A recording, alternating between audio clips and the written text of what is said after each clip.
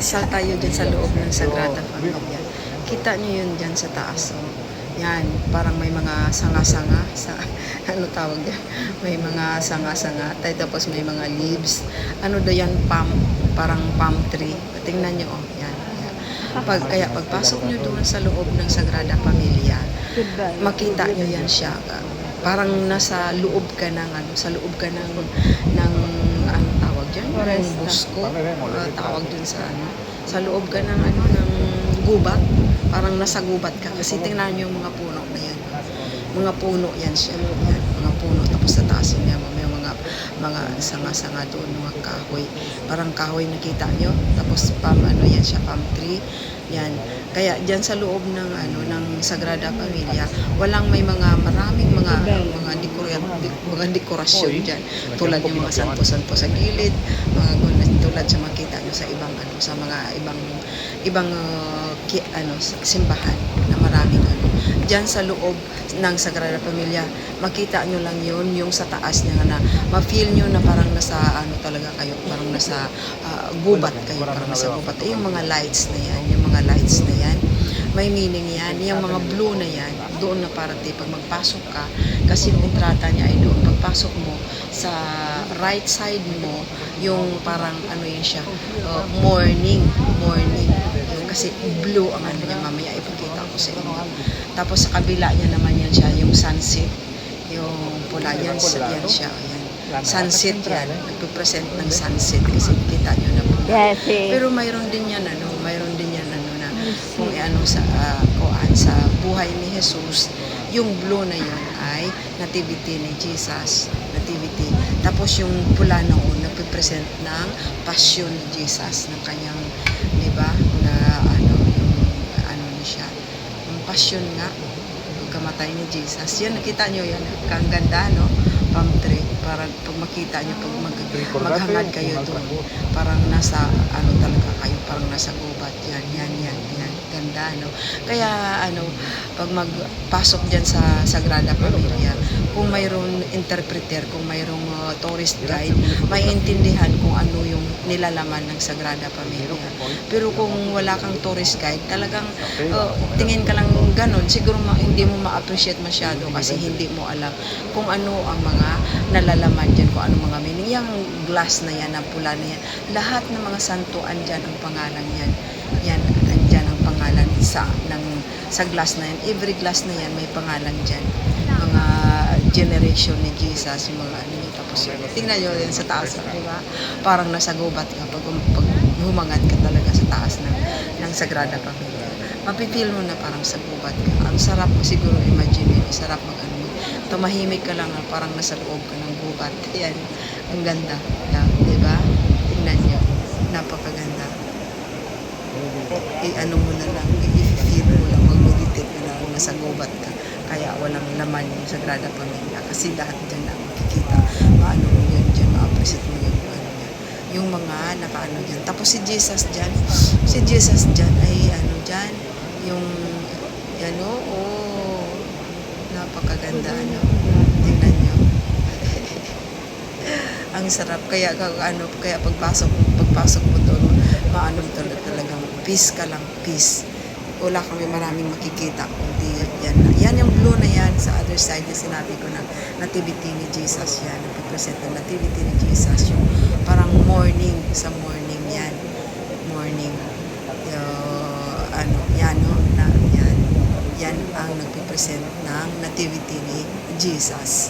Kalma lang, mga berde na yan, yung berde na yan ay yung dagat, yung puti na yan ay araw, yung yan, tingnan mo, ng araw, ng dagat, parang peace ka lang dyan sa tapos mamaya, nakita nyo yan mamaya, kapag hangad dyan mamaya, yan siya, mamaya, santo na yan, nakalimutan ko.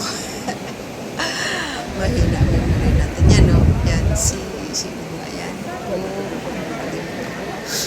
Isang yan siya yan siya. Yan, ang mga lights na yan. Tapos dyan sa taas, tingnan nyo may mga lights na mga puti dyan. Kasi yan ang ni Gaudi. Yan ang ano ni Gaudi. Gusto niya na walang maraming lights, kundi inano niya lang diyan parang yan, puti na maliliit para pagkita mo doon, yan, kita nyo yan, yan sa taas. May mga lights na puti yan.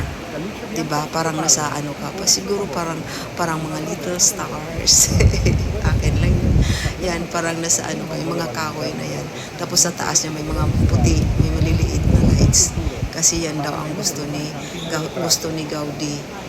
Si Gaudi na yan, isa sa mga napaka-talented, matalino, yung architect ng Barcelona, si Gaudi. Siya ang may din doon, may pakita ko rin na yung building na ipinatayo niya. Napakatalino yan. Yan. Ang ganda, ma-appreciate nyo talaga ma-appreciate nyo ang Sagrada Familia. Kung sino man ang pupunta sa Sagrada Familia, pag napanood nyo itong aking video, mayroon na kayong idea. Yan siya, yung passion ni Cristo. Isang side yan. Isang side ng mga lights yan. Yan ang nagpipresent ng passion ni Cristo. Yan siya naman nativity ni Cristo. Yung mga sa other side. Pag intra mo sa entrata mo talaga yung kasi gina-build pa ngayon ginagawa pa yung entrata niya. Pag intra mo niyan, sa right side mo ay nativity ni Jesus, tapos sa left side ay kanyang passion ni Cristo. Yan siya. Tapos mayroon ako ipakita dyan mamaya. Yan ang passion ni Cristo. Pero yung lahat ng mga niyan, mga glass na nakikita nyo yan, every glass na yan, mayroon yung mga pangalan ng mga santo. Lahat na pangalan ng mga santo. Diyan yan nakasulat sa glass na yan. Pag talaga, tingnan mo na mabuti talaga. Yan siya yung natural lights yan sa nativity ni Cristo.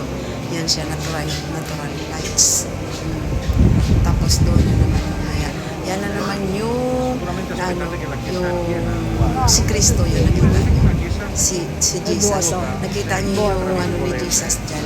Nakatupi yung Usually, pag makikita ka si Jesus, yan, natural lights yan.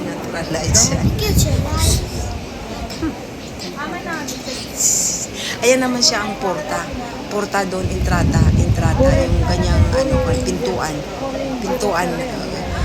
Yan siya yung amay namon. Amahan namin yan siya, amahan namin, mayroon din amahan. Lahat na language andyan, yung Our Father. Lahat na language. Yan ang nakasulat dyan, lahat na language na Our Father yan siya. Yan niya. Yan ang kanyang main gate ng Sagrada Familia. Yan. Pag mapanood nyo ito, ma-appreciate nyo pagpapasok kayo doon sa Sagrada Familia. Makikita nyo yung Tapos yung handle na yan, Omega ay Alpha. Hindi pa mamaya. Makita nyo yung handle. Yan handle niya. Yan. Yan, makikita nyo dyan. Yan. Iba-ibang lingwa yan. Yan yun, makita nyo yung na yun. Yun ang handle yan. Yung yellow na yan. Yung orange. Orange. Handle niya yan. Handle ng ng porta. Tapos yan naman, babalik tayo doon. Enjoy nyo na lang pagtingin ng nasa gubat kayo. I-enjoy nyo pagtingin na nasa gubat kayo. Tapos yan siya, si St. Joseph. Yung kanyang kanyang rebulto ni St. Joseph. Kasi sa kabila naman kay Mama Mary, tapos sa gitna si Jesus. Yun siya yung mga niya siya, yung kanyang mga puno, parang siya. Hindi yan siya straight. Yan tingnan nyo, na medyo nakabend. Yung parang haligi, ang tawag dyan. Nakabend yan siya. Kasi yan siya, di ba yung mga puno ng kahoy, hindi naman straight. Yung mga puno ng kahoy ay nakakabend. Kasi yun nga ang idea ni Gaudi. Parang nasa bosco ka, parang nasa gubat ka. Yung mga puno, yung mga haligi na yan, hindi yan straight. Hindi straight. Nakakabend, nagbe-bend sila. Yan, tingnan, makita nyo. Nakabend. Yan. Kasi parang puno ng kahoy yan. Na nakabend. Ang ganda na yan siya. Represent yan siya ng nativity. Ang blue ay dagat, ang yellow ay araw. Yun. Tapos Tapos iyan siya, si Jesus yun hindi nakita. Hindi ko na focus yung ano ni Jesus doon. Ganda naman, no? Balik na naman tayo doon sa taas. Ano naman yun? Hindi pinapakita yung si Jesus, ha? Balik na naman. Kasi ako binabalik-balik ko doon pag video yung sa taas kasi nai-enjoy ako magtingin na parang na-imagine ko nga parang nasa bus ko. Yun, yung si Jesus yan. Nakabend yung tuhod, di ba? Usually makita nyo si Jesus na pinapako ay straight yung tuhod. Yan, yan. Bend ang tuhod ni Jesus dyan. Tapos to, ano pa na to, basta, enjoy nyo naman doon na naman ako sa yan si Jesus, yan,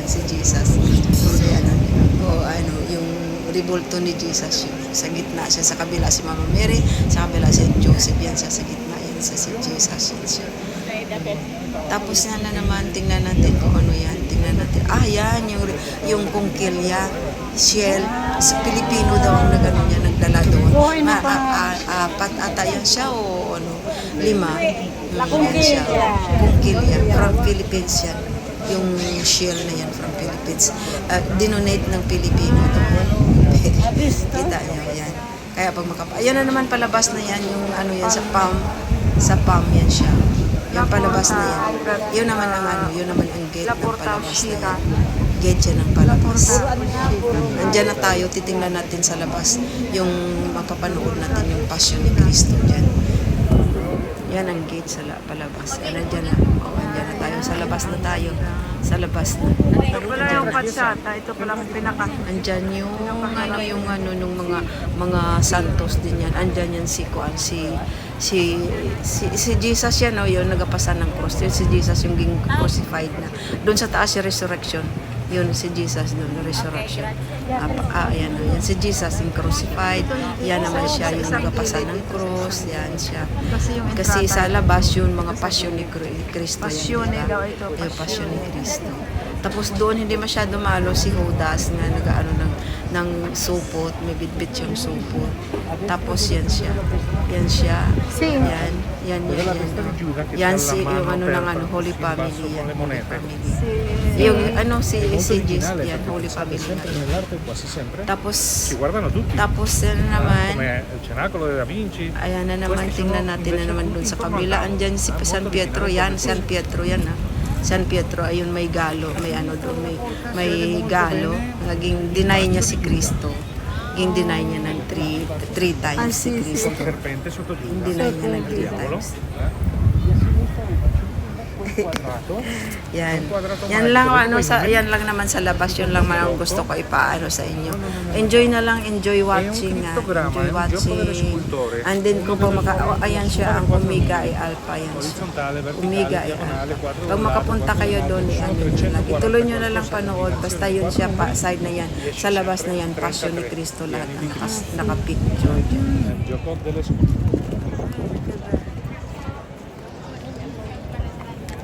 Poi vedete davanti alla porta che abbiamo lasciato una scultura, è la prima scultura che vedo nel 1987, che è su attaccato alla colonna della flagellazione. Vedete? Nelle chiese solitamente quella chiesa è quelle sculture sono attaccate. Énormément de termes. Su miracoli, scultore vuole rappresentare la Santa Comunione di Gesù, e quello lo stacca, lo sposta, lo lascia nel mezzo solo sull'etto, quello che permette di avere una tridimensionalità, mettergli su un piede. Di sopra quei simboli alfa e omega, la prima lettera dell'alfabeto un po' schematizzati, vedete? Positivo. Sì, quel triangolo. Alfa e omega. Omega. Poi quel gruppo a destra. Che scena è? Perché io avevo acqua. Guardate bene che la sapete.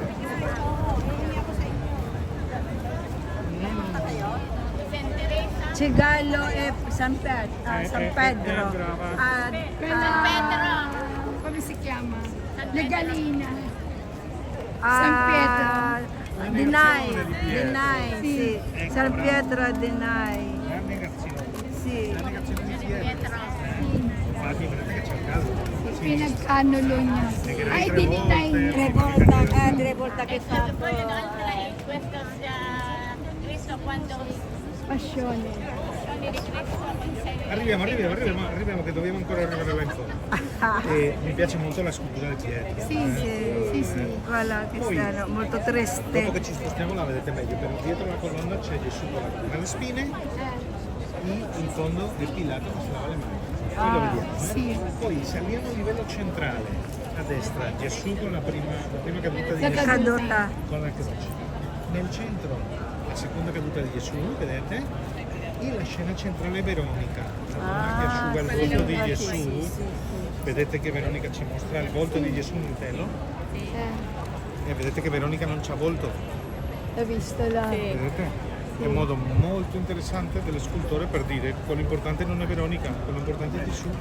Guardate Gesù, Veronica possiamo essere tutti noi. Là sopra hanno fatto il sepolcro vuoto di Gesù, è rappresentato. Poi da fuori sicuramente vedete c'è un gruppo di sculture, un angelo l'angelo che le dice a Maria, le segnala il sepolcro vuoto e con l'altro dito le segnala. Da qui non si vede, E questo dove c'è il nome della sepolcro di Gesù? Quella sì. Siamo 26. 26. Perfetto. Guardate in Rimaniamo alto, qua, vedete ragazzi. meglio tutta la parte alta, si vede la stella della Torre di Maria, vedete la stella? E si vede anche il leone di Marco. Adesso che camminiamo verso la luce, vedremo la